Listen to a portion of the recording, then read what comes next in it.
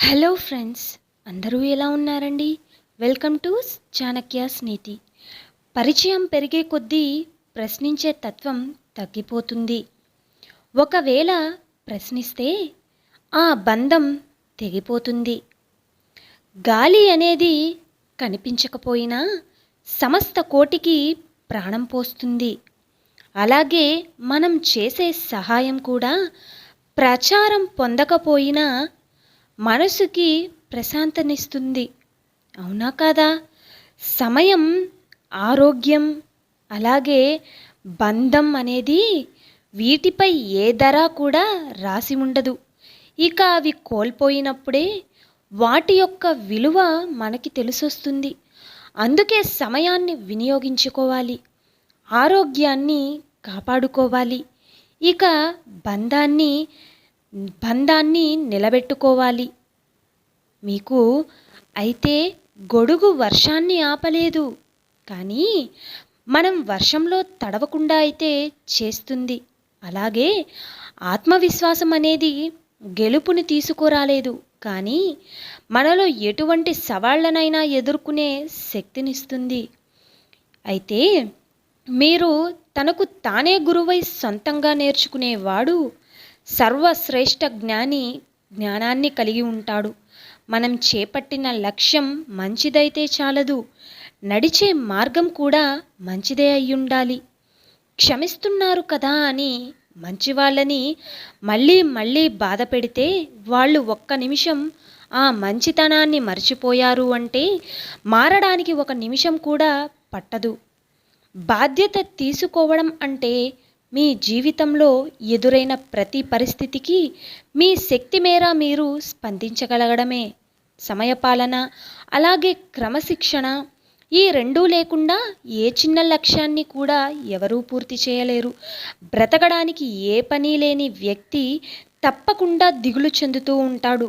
కనుక క్షణం తీరిక లేని వ్యక్తితో ముగిసిపోయే అలవాటులు చేసుకోకపోతే నిరాశ అనే సుడిగుండంలో పడిపోవాల్సిందే.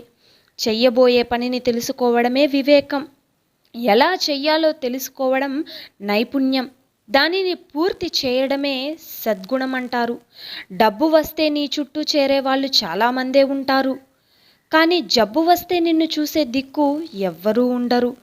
ఖర్చు పెట్టినంత సులువుగా సంపాదించలేవు, కాబట్టి నీ కోసం కొంతైనా దాచుకో. ఒకరిని నాశనం చెయ్యాలని దుర్బుద్ధితో ఉన్నవాడు చివరికి వాడే నాశనమైపోతాడు. అదే కర్మ యొక్క ఫలితం అంటే. ప్రతీకారం తీర్చుకునేందుకు ఎన్నడూ ప్రయత్నించకు.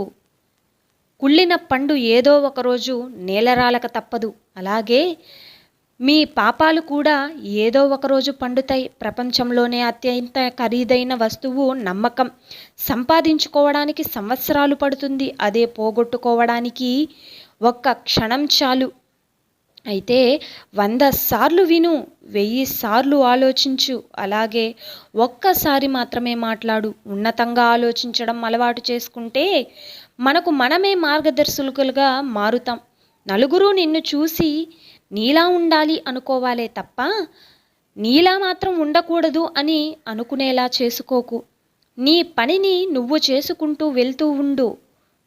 నీకు కావాల్సింది నిన్ను వెతుక్కుంటూ తప్పక వస్తుంది. ఎప్పటికైనా అలవాట్లతో భగవంతుడిగాను మారవచ్చు, అలాగే అలవాట్లతో హంతకుడిగాను కూడా మారవచ్చు.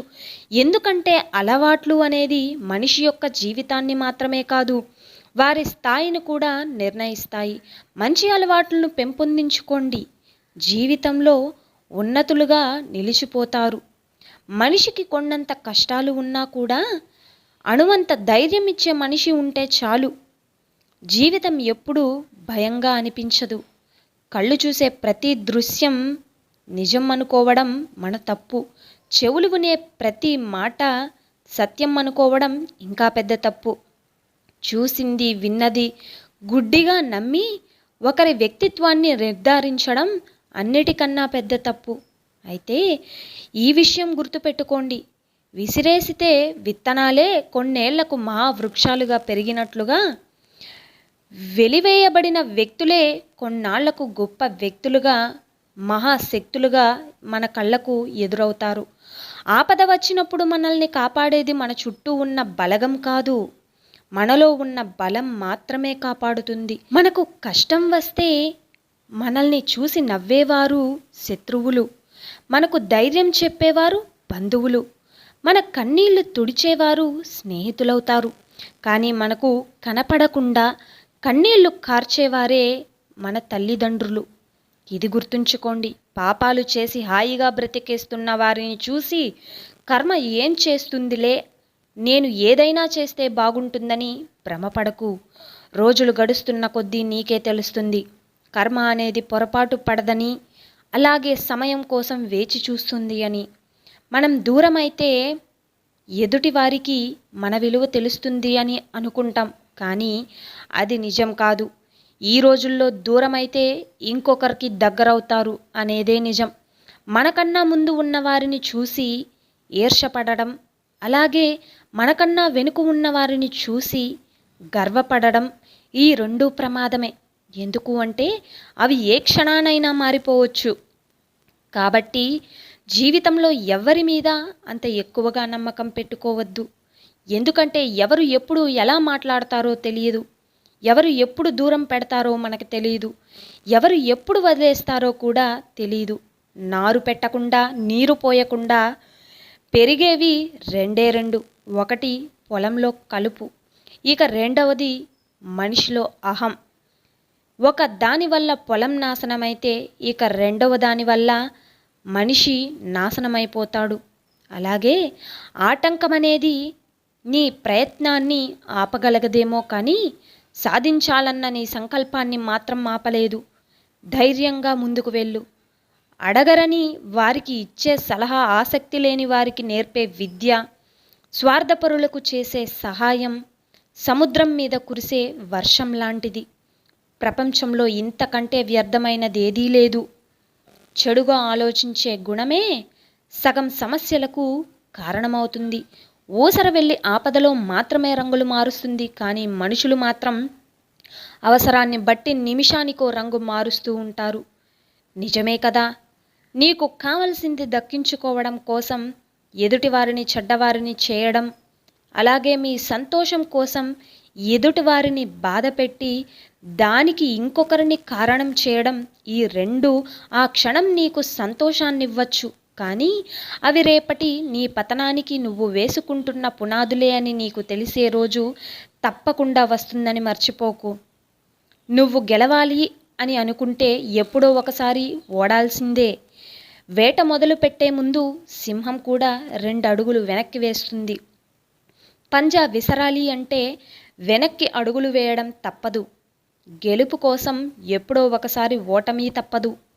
ఓటమి నీదే, అలాగే వేట నీదే. అంతిమంగా గెలుపు కూడా నీదే అవుతుంది. ఒకరి జీవితం గురించి చులకనగా మాట్లాడకు. ముందు నీ జీవితం గురించి నీవు ఆలోచించు. బ్రతికినంతకాలం బాగుపడతావు. డబ్బులు పొదుపు చేసేవాడు జీవితంలో ఎదుగుతాడు. మాటను అదుపుగా వాడేవాడు సమాజంలో ఎదుగుతాడు. అలాగే కుటుంబంలో ఎన్ని గొడవలు ఉన్నా కూడా సమాజంలో భర్త పరువు నిలబెట్టాల్సిన బాధ్యత భార్యది. ఇక భార్యని చులకనగా చూడకుండా గౌరవించాల్సిన ధర్మం భర్తది కూడాను. సహనం అంటే దండించే అధికారం ఉన్నా దండించకపోవడం. ప్రేమంటే వదిలిపెట్టే అవకాశం ఉన్నా కూడా వదలకపోవడం. వ్యక్తిత్వం అంటే వ్యక్తి చుట్టూ ఎన్ని చెడగొట్టే పరిస్థితులు ఉన్నా కూడా చెడిపోకుండా బ్రతకడమే.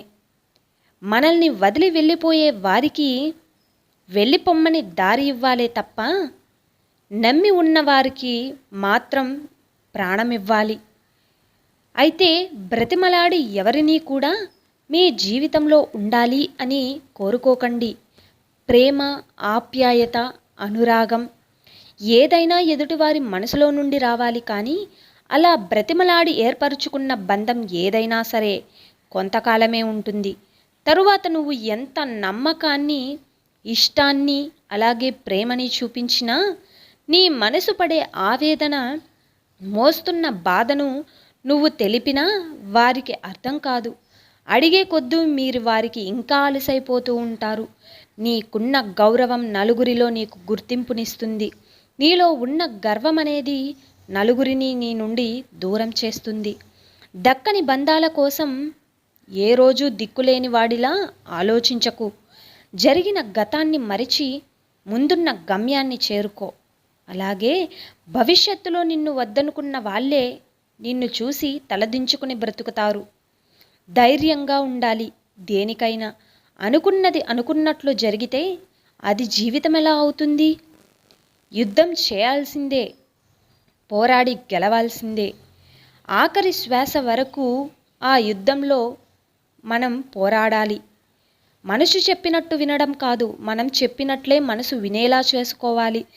అయితే ఒక భక్తుడు సహాయం చేసేవాడు భగవంతుడు. నిన్ను భగవంతుడిగా భావించే వారిని ఎగతాళి చెయ్యకు. రేపు ఆ చెయ్యి నీదే అవ్వచ్చు, నీ భగవంతుడు వారే కావచ్చు. గుర్తుపెట్టుకోండి, కాలం ఎప్పుడూ ఒకేలా ఉండదు కదా. చేసే పనులన్నీ విఫలమైనా కూడా, ఆశలన్నీ అడి ఆశలైనా మన ముందు భవిష్యత్తు నిలబడే ఉంటుంది. నేనున్నాను, ఉపయోగించుకో అని. ఇది మాత్రం గుర్తుపెట్టుకోండి. అయితే ఈ విధంగా ఉంటేనే మనకి సమాజంలో గౌరవం, గుర్తింపు అనేది ఉంటుంది. ఈ విధంగా అయితే చాణక్యులు గారు తన నీతి శాస్త్రంలో ఈ వీడియోకి ఇలా సమాధానం చెప్పారు. ఈ వీడియో మీకు నచ్చితే చాణక్య నీతికి ఒక చిన్న లైక్ చేయండి.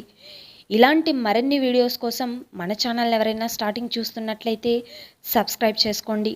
పక్కనున్న బెల్ సింబల్ని క్లిక్ చేశారంటే ఇలాంటి మరిన్ని మోటివేషన్ వీడియోస్ మీకు నోటిఫికేషన్ రూపంలో వస్తుంది.